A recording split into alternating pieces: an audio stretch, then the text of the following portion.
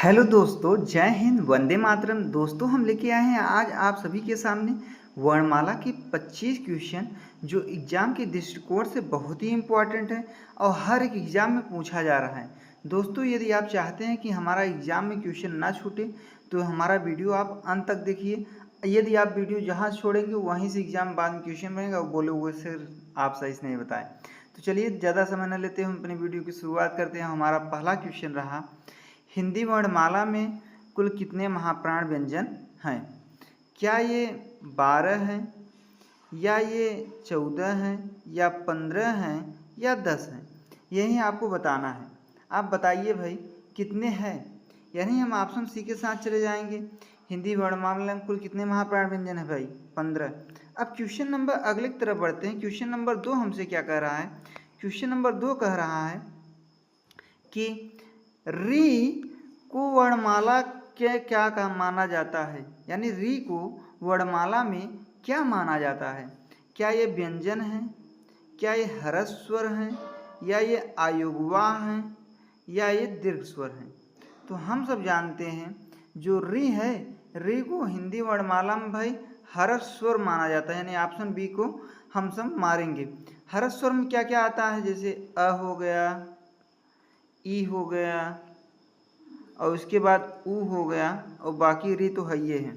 यानी option B के साथ चले गए। अब अगले क्वेश्चन तरफ हम सब बढ़ते हैं। अगला क्वेश्चन हमसे क्या कह रहा है? क से म तक व्यंजनों को क्या कहा जाता है? क्या ये अंतःस्थ हैं, क्या ये ऊष्म हैं, क्या ये स्पर्श हैं, क्या ये संयुक्त हैं? तो हम सब जानते हैं क से लेकर म तक व्यंजनों को स्पर्श व्यंजन कहा जाता है। स्पर्श व्यंजनों की संख्या कितनी होती है भाई? 25 होती है। कितनी होती है? 25 होती है। अब क्वेश्चन नंबर अगले की तरफ बढ़ते हैं। अगला क्वेश्चन 4 तुमसे क्या कह रहा है? क्वेश्चन 4 क्या कह रहा है भाई? घ का उच्चारण स्थान कौन सा है? क्या घ का उच्चारण स्थान तालु से है, मूर्धा से है, कंठ से है, या दंत से?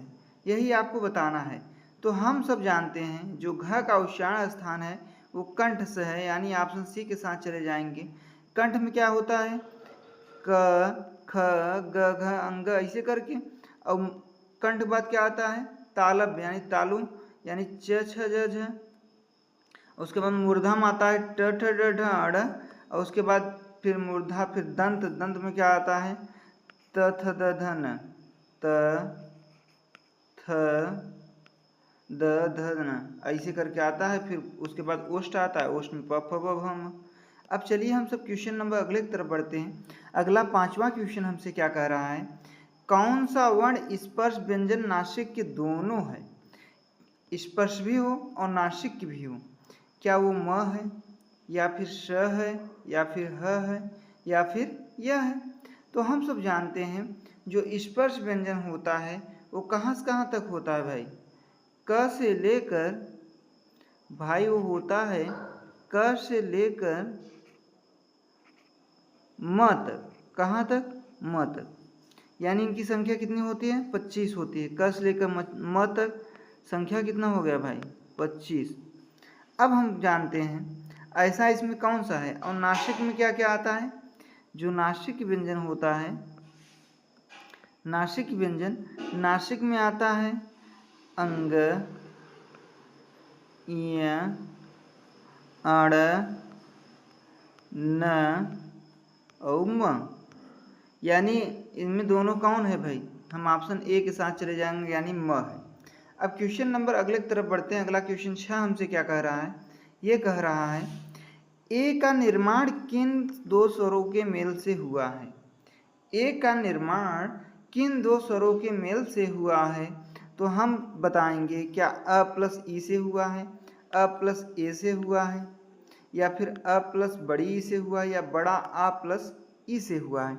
तो हम सब जानते हैं अ प्लस ई से ए का निर्माण हुआ है। यानी ऑप्शन ए को लॉक कर दिया जाए। अब क्वेश्चन हम आगे की तरफ बढ़ते हैं। अगला 7वां क्वेश्चन हमसे क्या कह रहा है?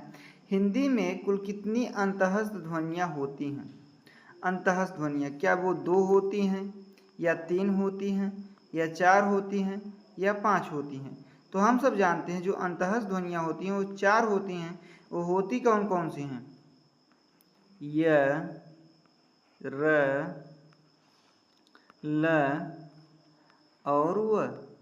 यही क्या है? अंतःस्थ ध्वनियाँ हैं। अब हम क्वेश्चन नंबर अगले की तरफ बढ़ते हैं। अगला क्वेश्चन हमसे क्या कह रहा है? क्वेश्चन नंबर 8 कह क्या रहा है? ये स ध्वनि का उच्चारण स्थान क्या है? स ध्वनि का उच्चारण स्थान क्या है? क्या ये तालु से है, या मूर्धा से है, या दंत से है, या ओठ से है? यही आपको क्या करना है दोस्तों? बताना है। तो हम सब जानते हैं स का जो उच्चारण स्थान है वो दंत से है। किससे है?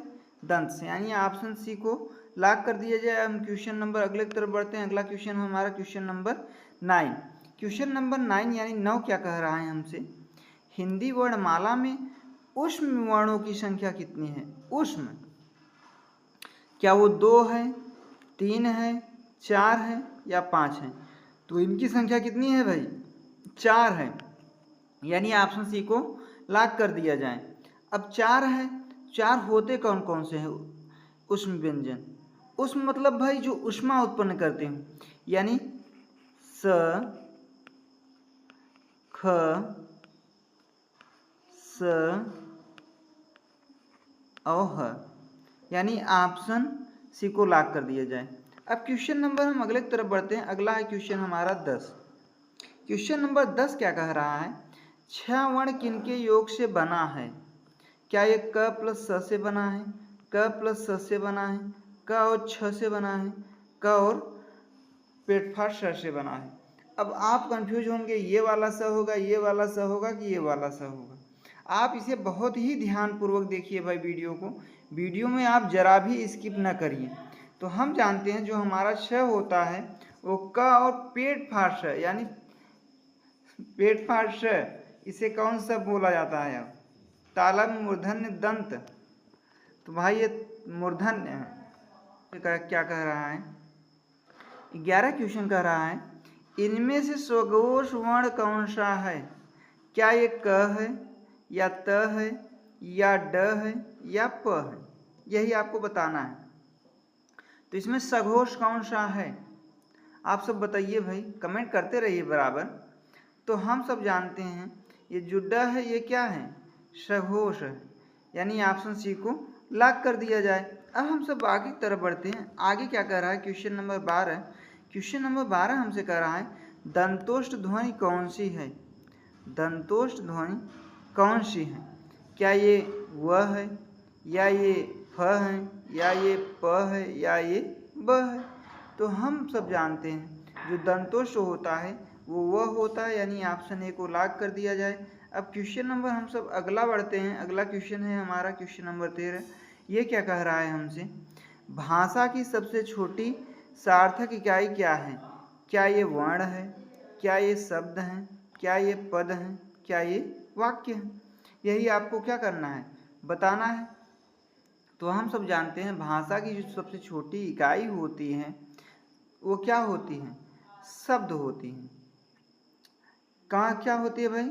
शब्द होती हैं। अब हम सब क्वेश्चन नंबर आगे की तरफ बढ़ते हैं। अगला क्वेश्चन नंबर है 14। और 14 हमसे क्या कह रहा है? हिंदी वर्णमाला में कितने संयुक्त स्वर हैं? संयुक्त स्वर कितने हैं भाई?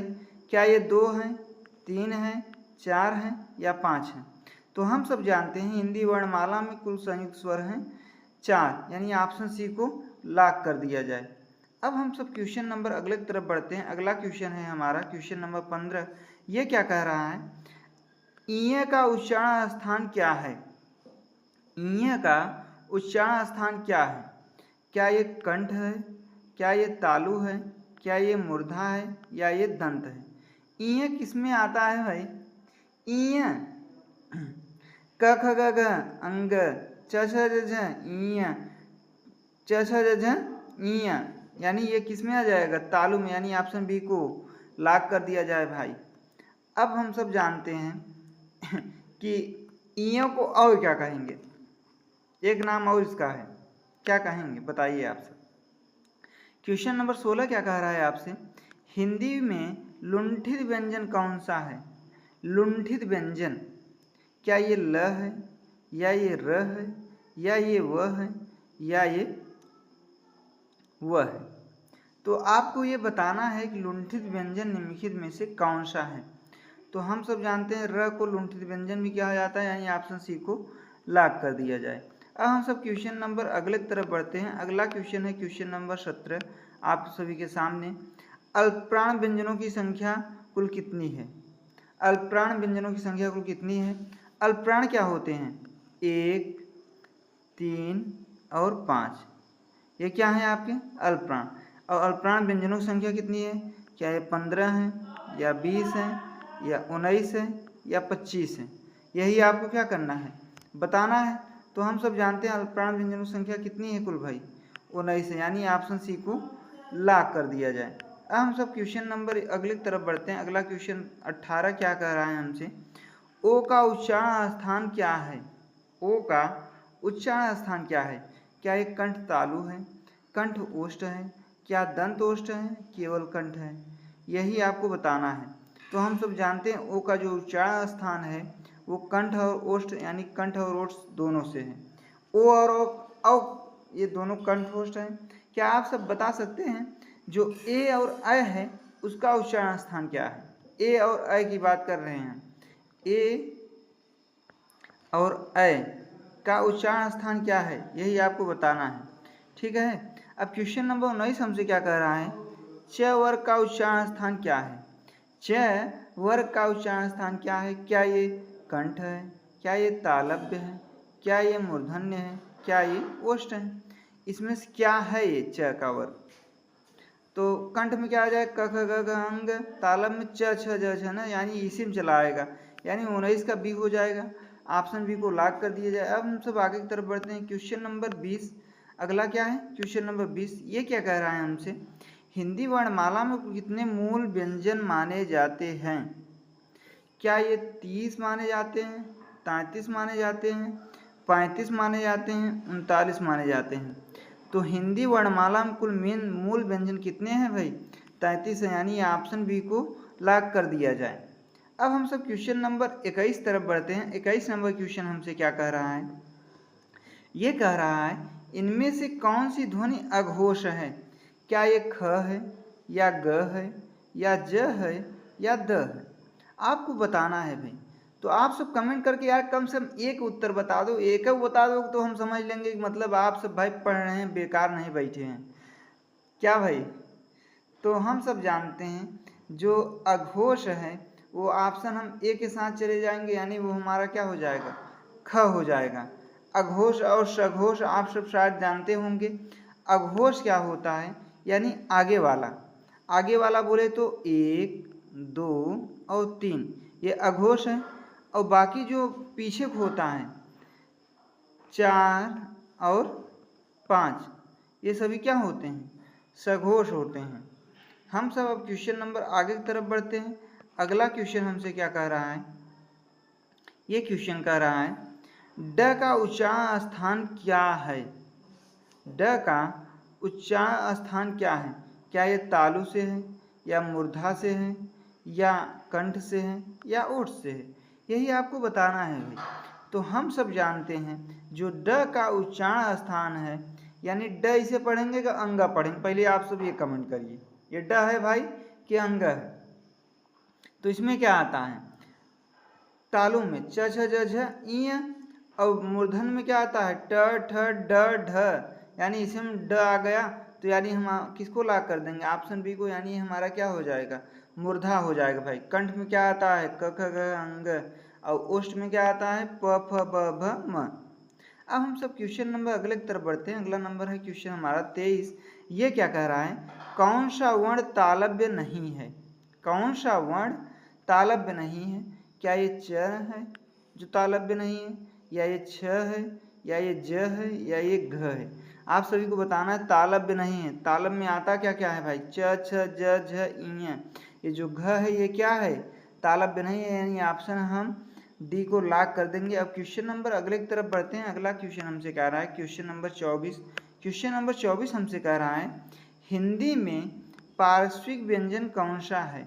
हिंदी में पार्श्विक व्यंजन कौन सा, यही आपको बताना है। आप सब कमेंट करते रहे भाई, जो क्वेश्चन आ रहा है वो कमेंट करते रहिए। ऑप्शन ए कह रहा है र है या ल है या य है या वह है, यही आपको क्या करना है दोस्तों, बताना है। तो हम सब जानते हैं जो हमारा पार्श्विक व्यंजन होता है वो ल होता है, यानी ऑप्शन बी को लॉक कर दिया जाए भाई। अब हम सब क्वेश्चन नंबर आगे की तरफ बढ़ते हैं। क्वेश्चन नंबर अगला हमसे क्या कह रहा है, क्वेश्चन नंबर 25, अंक को क्या कहा जाता है, अंग को क्या कहा जाता है, क्या ये अनुनासिक हैं, क्या ये अनुस्वार हैं, क्या ये विसर्ग हैं, क्या ये विसर्ग हैं, क्या ये स्वर है, आप सबको बताना है। अब भाई हम कुछ नहीं करेंगे, आपको कमेंट करके इसका उत्तर देना है।